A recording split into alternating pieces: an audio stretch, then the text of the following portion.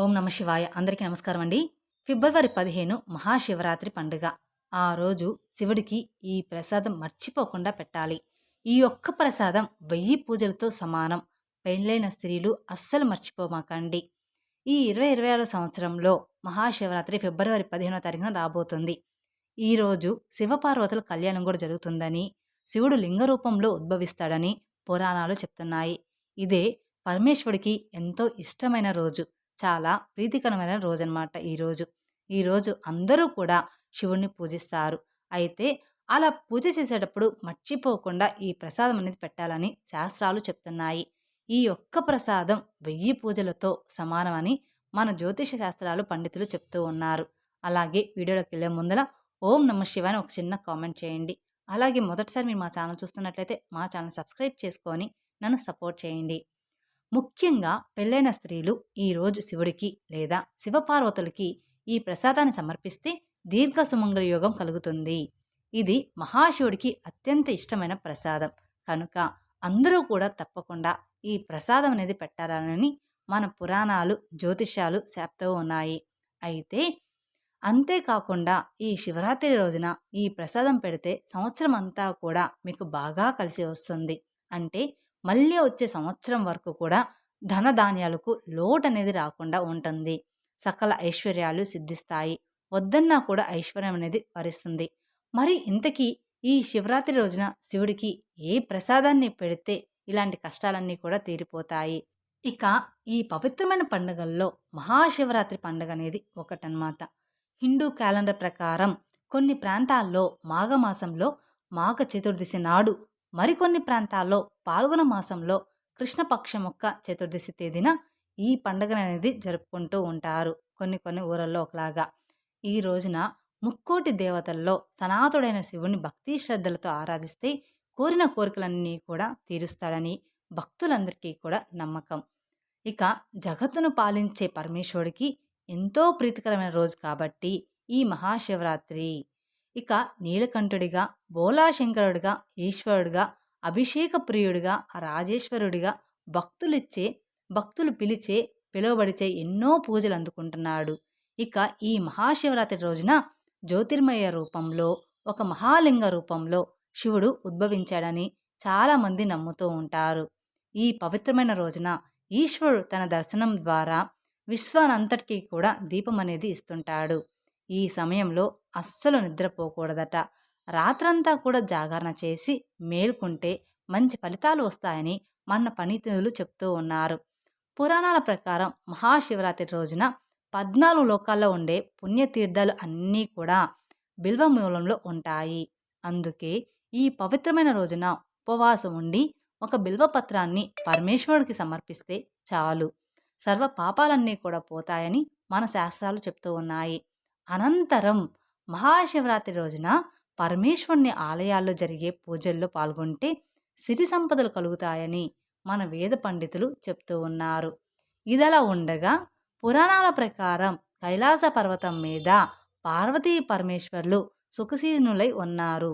అప్పుడు పార్వతీదేవి శివునితో అన్ని వ్రతాల్లో ఉత్తమైన వ్రతం ఏది అని అడగగా అప్పుడు ఆ పరమేశ్వరుడు శివరాత్రి వ్రతం అని వ్రతములకున్న ఉత్తమమైన కథ చెప్తాడు. దానికి జవాబు ఇవ్వడంతో పాటు ఆ వ్రతం యొక్క విశేషాలను తెలియజేస్తాడు. ఈ వ్రతాన్ని మాఘమాసంలో చతుర్దశి నాడు మాత్రమే ఆచరించాలని, తెలియక చేసిన ఆ వ్రతాన్ని ఒక్కసారి చేసినా కూడా యముడు బారి నుండి తప్పించుకొని విముక్తి పొందుతారని వివరించాడు. మరి ఈ మహాశివరాత్రి రోజు ఎలా ఉపవాసం ఉండాలి? ఉపవాసం ఉన్న సమయంలో పాలు పండ్లు తినవచ్చా? గుడిలో ప్రసాదం పెడతారు కదా, అది తినవచ్చా? ఈ విషయాలన్నిటి గురించి కూడా ఇప్పుడు ఈ వీడియోలో మనం తెలుసుకుందాం. మహాశివరాత్రి రోజు సూర్యోదయం కంటే పూర్వమే బ్రహ్మముహూర్త కాలంలోనే నిద్ర లేవాలి. తెల్లవారేదాకా పడుకోకూడదు. బ్రహ్మముహూర్తంలో నిద్ర లేచి స్నానాలనేది పూర్తి చేసుకొని కొత్త దుస్తులు ధరించి ఇంట్లో యథావిధిగా పూజలు చేసుకొని తర్వాత శివాలయ దర్శనం, ఆ మహాశివయ్యకు భక్తి శ్రద్ధలతో పూజించుకోవాలి. మహాశివరాత్రి రోజు ఉపవాసం చెయ్యాలి. ఉపవాసం చేసే సమయంలో పండ్లు, పచ్చిపాలు తీసుకోవచ్చు. ఉడికించినవి, వండినవి అస్సలు తినకూడదు. అత్యంత పవిత్రమైన ఈ రోజు దేవుడికి దగ్గరగా ఉండి దైవనామస్మరణ చేసుకోవాలి.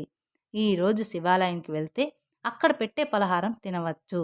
ఉపవాసం ఉన్నా కానీ అక్కడ పెట్టే పలహారం ఖచ్చితంగా మీరు తీసుకోవచ్చనమాట. అది దేవుడి ప్రసాదం కాబట్టి. కొంతమంది ప్రసాదం పెడితే ఉపవాసం ఉన్నా వద్దు అంటారు. ఎప్పుడైనా కానీ ప్రసాదాన్ని వద్దు అని అనకూడదు. అది ఆదిదేవుడికి ఇష్టం ఉండదు. ప్రసాదం దేవుడికి నివేదించినది కాబట్టి నిరభ్యంతంగా తీసుకోవచ్చు. ఇక శివరాత్రికి ఉపవాసం ఉండేవారు మంచం మీద కానీ కుర్చీలో కానీ కూర్చోకూడదు. ఈరోజు కటిక నీళ్ళ మీద కూర్చొని లేదా చాప మీద కూర్చొని దైవనామస్మరణ అనేది చేసుకోవాలి. ఉపవాసం అంటే మనసును శివుడికి దగ్గరగా ఉంచమని వేద పండితులు చెప్తూ ఉన్నారు. శివుని మనసుకి దగ్గరగా ఉంచాలంటే మనము శివధ్యానం చేయాలి.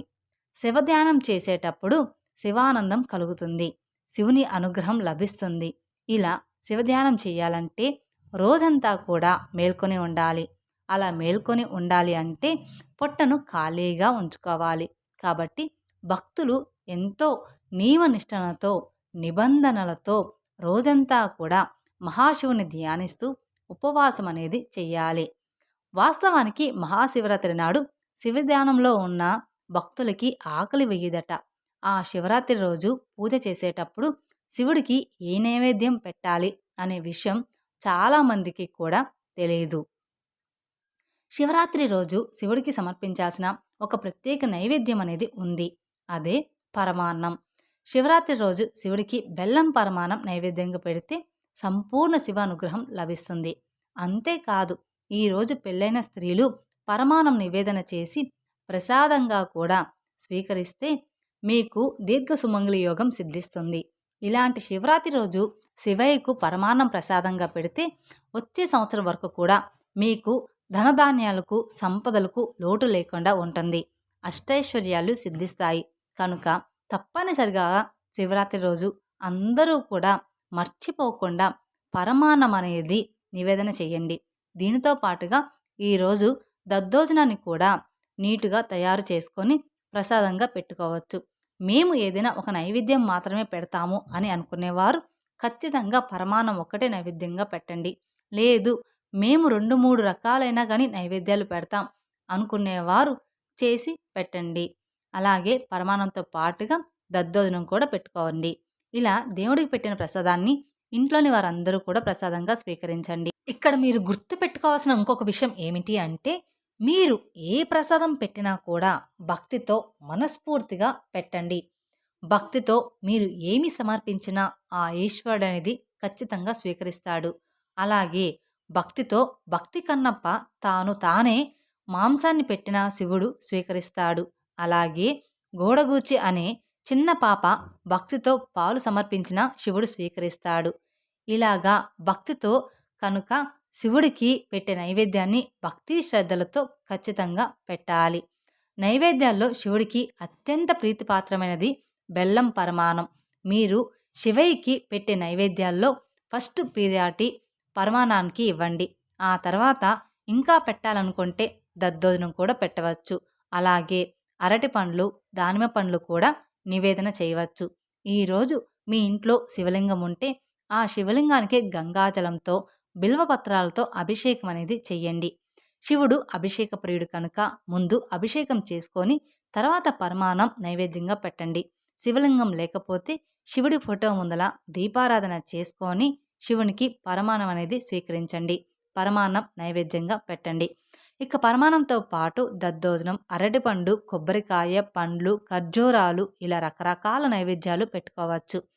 పరమాన్నం ప్రసాదంగా పెట్టడం వల్ల శివానుగ్రహం అనేది ఖచ్చితంగా శివరాత్రి రోజున లభిస్తుంది. 1000 పూజలు చేసినంత పుణ్యఫలితం అనేది ఖచ్చితంగా వస్తుంది. అష్టైశ్వర్యాలు సిద్ధిస్తాయి.